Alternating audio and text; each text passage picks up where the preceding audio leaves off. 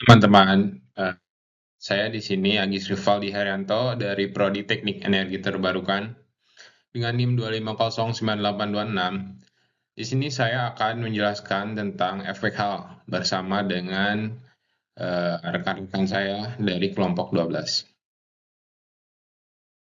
Di sini ada nama rekan-rekan saya. Pertama, Agis Rivaldi Haryanto, saya, lalu ada Nadif, lalu ada Zanggi, dan ada saudara Raihan Aroyan. Dimulai dari latar belakang. Dalam perkembangan teknologi ini atau di zaman modern, itu sensor itu sangat dibutuhkan dalam berbagai perangkat elektronik. Salah satu sensor yang banyak digunakan oleh kita di zaman ini adalah sensor efek Hall. Nah, efek Hall ini yang akan kita bahas di presentasi kali ini. Efek Hall digunakan untuk mendeteksi medan magnet dan banyak digunakan dalam motor listrik, kendaraan, dan perangkat elektronik lainnya. Lanjut ke sejarah. Nah, efek Hall ini ditemukan pertama kali oleh fisikawan Amerika bernama Edwin Hall pada tahun 1879 saat beliau mengerjakan disertasi doktor di Johns Hopkins University. Fenomena ini terjadi ketika si medan magnet tegak lurus dialirkan pada konduktor yang dialiri arus dan menghasilkan beda potensial atau tegangan di sisi berlawanan. Nah, penemuan ini tuh sangat krusial untuk mengukur medan elektromagnetik dan sifat materia. Begitu, teman-teman. Nah, di sini lanjut ke pengertian. Kita bahas lanjut tentang efek Hall. Efek Hall itu adalah fenomena munculnya tegangan listrik pada suatu konduktor atau semikonduktor ketika dialiri arus listrik dan berada dalam medan magnet yang arahnya itu tegak lurus terhadap arus. Nah, si tegangan yang muncul ini disebut tegangan Hall dan terjadi karena pembelokan muatan listrik akibat pengaruh si medan magnet. Jadi pada intinya guys, si efek Hall ini adalah tegangan yang muncul karena adanya pembelokan muatan listrik akibat pengaruh si medan magnet. Begitu. Nah, lanjut ke prinsip dasar efek Hall. Ada 3. Pertama, adanya arus listrik. Bahan harus dialiri arus listrik elektron bergerak dalam konduktor. Maksudnya ketika suatu bahan dialiri arus listrik, otomatis muatan listrik akan bergerak pada bahan tersebut, begitu teman-teman. Lalu kedua, adanya medan magnet. Medan magnet diberikan pada bahan, medan magnet harus tegak lurus arus listrik. Maksudnya gimana guys? Ketika tadi ada bahan yang dialiri arus listrik, lalu diberikan medan magnet yang posisinya itu tegak lurus, maka akan terjadi pembelokan pada muatan listrik tersebut, teman-teman. Ketiga, adanya tegangan Hall. Nih, elektron dibelokkan oleh medan magnet, elektron menumpuk di salah satu sisi, terjadi beda potensial atau tegangan Hall. Nah, di sini saya jelaskan maksudnya itu adalah ketika muatan listrik dibelokkan oleh medan magnet, otomatis si muatan listrik akan menumpuk di salah satu sisi bahan dan terjadilah beda potensial atau yang kita sebut sekarang adalah tegangan Hall. Ya, begitu teman-teman, runtutan terjadinya si tegangan Hall ini. Halo teman-teman, saya Nadif. Setelah teman-teman mengetahui latar belakang, definisi, sejarah, dan juga prinsip-prinsip dasar dari sebuah efek Hall, teman-teman juga harus tahu bagaimana efek Hall itu bisa terjadi. Maka dari itu, saya akan menjelaskan proses terjadinya efek Hall. Efek Hall terjadi ketika konduktor atau semikonduktor yang dialiri arus listrik ditempatkan dalam medan magnet tegak lurus. Kemudian gaya Lorentz membelokkan pembawa muatan elektron ke satu sisi material, menciptakan penumpukan muatan yang menghasilkan perbedaan potensial transversal yang biasa kita sebut dengan tegangan Hall yang sebanding dengan kekuatan magnet. Baik teman-teman, lanjut. sebelum saya menjelaskan bagaimana gaya Lorentz dapat membelokkan muatan elektron tadi, di sini saya akan mengulas kembali tentang kaidah tangan kanan. Kaidah tangan kanan adalah metode visual untuk menentukan arah gaya Lorentz. Kita beri simbol F, medan magnet kita beri simbol B, dan arus listrik simbol I yang saling tegak lurus. Teman-teman, ibu jari mewakili arah lurus. Telunjuk menunjukkan arah medan magnet, dan jari tengah menunjukkan arah gaya Lorentz. Baik teman-teman, setelah kita tahu nih kaidah tangan kanan, bagaimana kita menentukan arus-arus tadi, di sini saya punya sebuah plat. Plat ini, kita punya plat ini yang dialiri dengan arus listrik yang bermuatan positif. Kemudian, di sini juga plat ini kita beri atau kita tembus medan magnet. Kemudian teman-teman, kita tentukan nih arah gaya tadi memakai dengan kaidah tangan kanan. Arah arus ini kita gambarkan ke kanan, kemudian medan magnet ini ke bawah, arus ke kanan, medan magnet ke bawah, dan gaya Lorentz itu ke sebelah samping. Nah, jadi begini teman-teman. Apa yang terjadi? Yang terjadi, yang tadinya arus ini positif, dari kiri ke kanan, itu berbelok ke kiri. Di sini teman-teman, muatan elektron ini, jadi ke kiri. Sehingga ada perbedaan potensial antara sebelah sini, antara sebelah samping sini dengan yang berbelok tadi di sini. Elektron yang berbelok ini, kiri. Ada perbedaan potensial yang biasa ataupun perbedaan potensial ini bisa kita sebut dengan yang namanya tegangan Hall. Jadi begitu teman-teman. Begitulah tegangan Hall bisa terjadi pada sebuah plat. Baik teman-teman. Baik teman-teman, kita masuk ke pembahasan selanjutnya, yaitu mengenai rumus efek Hall. Bisa kita lihat di sini teman-teman, kita mempunyai sebuah konduktor teman-teman, ataupun plat dengan ketebalan tertentu.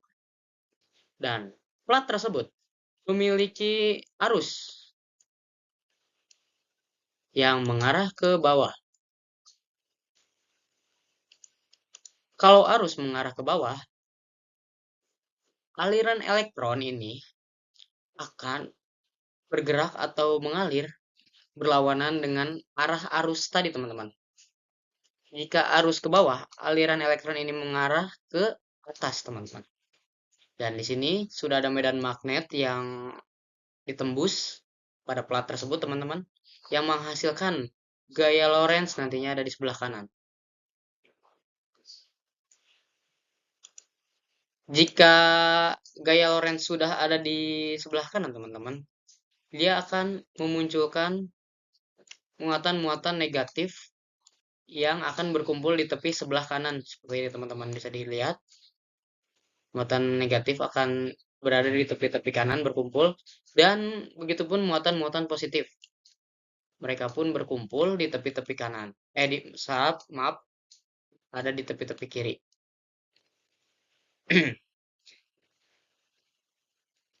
Oke teman-teman, di sini kan berpisah nih antara muatan positif dan muatan negatif.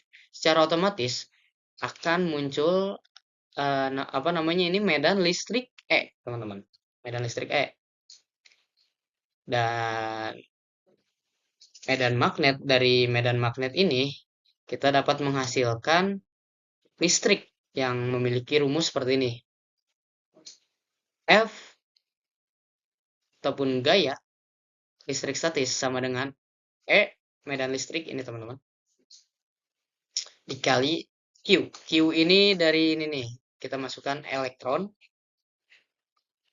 Dan F Lorentz, gaya Lorentz sama dengan B medan magnet dikali Q kali V. Gaya Lorentz sama dengan B dikali E karena Q-nya itu elektron, teman-teman masukkan saja, kali V. Dan besarnya listrik statis, gaya listrik statis, sama besarnya dengan gaya Lorentz, teman. Karena dari hal tersebut, kita mendapatkan persamaan seperti ini. FLS sama dengan F Lorentz. E dikali E sama dengan B dikali E dikali V. Kita coret E-nya, teman-teman, elektronnya. Dan menghasilkan persamaan E sama dengan B kali V. Jika diteruskan, teman-teman, mendapatkan persamaan seperti ini. V sama dengan J per N kali E. J adalah rapat arus yang memiliki satuan A per meter kubik, sedangkan N adalah rapat muatan pada volume yang memiliki satuan jumlah muatan per meter kubik, teman-teman. Cukup sekian rumus dari efek Hall, teman-teman. Semoga teman-teman semua bisa memahaminya dengan baik dan mempraktikannya ke dalam penerapan-penerapan efek Hall jika ketemu soal-soal terkait efek Hall gitu, teman-teman, menggunakan rumus tersebut. Dan selanjutnya kita akan lanjut gitu. Halo semuanya, aku Janggi. Setelah belajar dari rumus tegangan Hall dari Nadif, kita masuk ke koefisien Hall, di mana rumus koefisien Hall adalah RH sama dengan 1 dibagi N kali Q. RH adalah koefisien Hall, N adalah konsentrasi pembawa muatan, dan Q adalah muatan elektron. Nah, dari rumus tadi kita bisa menjadikan rumus tegangan Hall menjadi VH sama dengan I kali B per N kali Q kali D. Di mana VH adalah tegangan Hall, I arus listrik, B kuat medan magnet, N konsentrasi muatan pembawa, Q muatan elektron, dan D ketebalan konduktor. Nah, lanjut kita masuk ke contoh soal.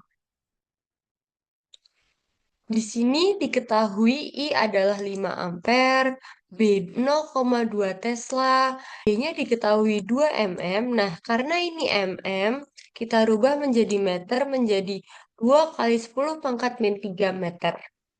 Lalu, N-nya adalah 8 kali 10 pangkat 28 meter pangkat negatif 3, dan muatannya 1,6 kali 10 pangkat min 19. Nah, lalu kita gunakan rumus tadi, rumus tegangan Hall yang sudah kita bahas sebelumnya. Nah, kita substitusikan yang diketahui ini menjadi ke dalam rumus ini. Nah, ini sudah disubstitusi, ditemukan hasil sebesar 3,9 kali 10 pangkat negatif 8 volt.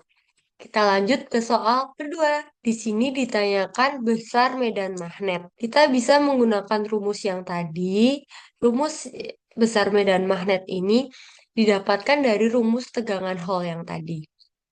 Kita substitusikan ya hal yang diketahui di sini ke dalam rumus ini. Ditemukan hasil sebesar 0,8 Tesla. Jadi, besar medan magnet dari soal ini adalah 0,8 Tesla. Lanjut, contoh soal yang ketiga. Dari soal ketiga ini, kita disuruh mencari tegangan Hall. Kita dapat menggunakan rumus ini, rumus tegangan Hall yang tadi sudah kita bahas. Lalu kita substitusikan yang diketahui di soal-soal ini ke dalam rumus ini. Jadi tegangan Hall-nya sebesar 2,5 kali 10 pangkat negatif 7 volt. Terima kasih semuanya. Terima kasih Janggi atas penjelasan soal dan koefisien efek Hall. Kali ini saya akan menjelaskan aplikasi efek Hall mulai dari penggunaan di kehidupan sehari-hari hingga dalam konteks energi terbarukan. Yang pertama kita akan bahas dalam kategori kehidupan sehari-hari. Kita sering sekali menemukan tapi mungkin tidak menyadari bahwa teknologi tersebut berasal dari efek Hall ini. Yang pertama seperti ada sensor posisi dan kecepatan putar seperti yang ada di speedometer, terus ada di joystick. Itu mereka menggunakan penerapan dari efek Hall ini yang dimana itu tuh tidak ada kontak secara langsung, jadi sistemnya itu Misalkan kita ambil contoh di joystick ya. Di joystick itu di atas kan ada yang sticknya untuk menggerakkan, lalu di bawahnya itu ada magnet, dan di bawah magnet tersebut ada sensor hal tersebut. Ada sensor hal. Nah, terus gimana cara kerjanya? Jadi ketika yang di atasnya bergerak, dia kan otomatis menggerakkan magnet. Dan ketika magnet bergerak, itu si sensor hal itu menangkap sinyal dari magnet tersebut, dan jadilah pergerakan tanpa kontak secara langsung gitu. Yang tentunya ya mengurangi kesalahan-kesalahan fisik gitu. Lalu yang kedua, kita masuk ke dalam konteks energi terbarukan. Dalam konteks energi terbarukan, kita menemukan banyak sekali penerapan efek hal ini, mulai dari pembangkitan, terus penyimpanan, dan bahkan distribusi. Misalnya, ketika di pembangkitan, kita menggunakan motor BLDC, motor yang paling efisien sampai sekarang, yang dimana sensor di stator itu mendeteksi posisi rotor magnetik secara real time agar akurat gitu. Lalu ada lagi MPPT di sistem PLTS gitu. Lalu ada battery management system dan smart meter grid 2 arah. Jadi aplikasi efek hal ini sangat berkesinambungan dengan konteks energi terbarukan. Lalu yang namanya teknologi tidak mungkin sempurna, tentunya memiliki kelebihan dan kekurangan. Mari kita bahas kelebihan terlebih dahulu. Kelebihan yang pertama itu sudah jelas non kontak dan non invasif. Aplikasi efek hal ini tidak mengandalkan sentuhan fisik ya. Jadi dia mengandalkan sinyal dari medan magnet yang ditangkap oleh si sensor hal ini. Lalu responsnya sangat cepat, sudah jelas, dan akurat. Lalu juga ukurannya itu ultra kecil. Lalu kekurangannya tentu saja ada. Yang pertama itu sangat rentan medan magnet liar. Misalkan dalam mendeteksi sinyal magnet, tiba-tiba ada magnet tidak diketahui yang menyambar gitu, yang tentunya ya mengganggu efektivitas cara kerjanya. Lalu yang kedua itu dia terbatas di suhu ekstrim. Dia akan menurun akurasinya ketika berada di suhu minus 40 hingga 150 derajat. Tentunya ya agak kita belum menemukan solusi. Nah, dan yang terakhir, dia itu kurang akurat di arus mikro. Karena arus mikroampere itu terlalu lemah, jadi kurang akurat untuk si sensor hal ini. Dan kita sampai di penghujung presentasi, yakni kesimpulan. Yang pertama, kita rekap dulu perjalanan materinya, mulai dari Agis yang membahas latar belakang dan prinsip dasar, lalu disambung dengan Nadif yang membahas proses terjadinya dan dasar fisikanya, dan disambung lagi dengan Janggi yang memperjelas koefisien hal, contoh soal, dan juga latihan. Lalu terakhir saya tadi membahas aplikasi efek hal dalam teknologi, kelebihan kekurangan. Lalu dalam sistem energi terbarukan kita juga pasti menemukan. Jadi efek hal itu sangat berkesinambungan. Lalu untuk poin kuncinya ini ada 3. Yang pertama, efek hal itu terjadi akibat gaya Lorentz yang membelokkan pembawa muatan hingga menghasilkan beda potensial yang disebut tegangan hal. Lalu yang kedua, arus listrik dan medan magnet menghasilkan gaya Lorentz yang menyebutkan pembelokan muatan dan akumulasinya menghasilkan tegangan yang dapat diukur. Lalu yang 3 sekaligus yang terakhir, sensor hal memungkinkan pengukuran medan magnet secara non kontak, cepat dan fleksibel. Dan bisa diaplikasikan dalam berbagai sistem teknik. Lalu yang ketiga ada rumus kunci, yakni rumus tegangan hal, yang dimana tegangan hal sama dengan IB per NKT. Lalu ada koefisien hal yang dimana RH sama dengan 1 per N kali Q. Lalu yang terakhir ada kelebihan dan kekurangan seperti yang sudah jelaskan tadi, diantaranya seperti non kontak, terus respons sangat cepat, stabil, dan kekurangannya sensitif terhadap medan magnet liar, dan juga ketika di suhu tertentu dia akan menurun akurasinya. Ya, terima kasih, dan saya tutup dengan quotes ya. Edwin Hall, 24 tahun, 1879. Kamu sekarang. Teknologi energi masa depan ada di tangan insinyur yang paham fondasinya. Saya Rehan Aroyan, terima kasih.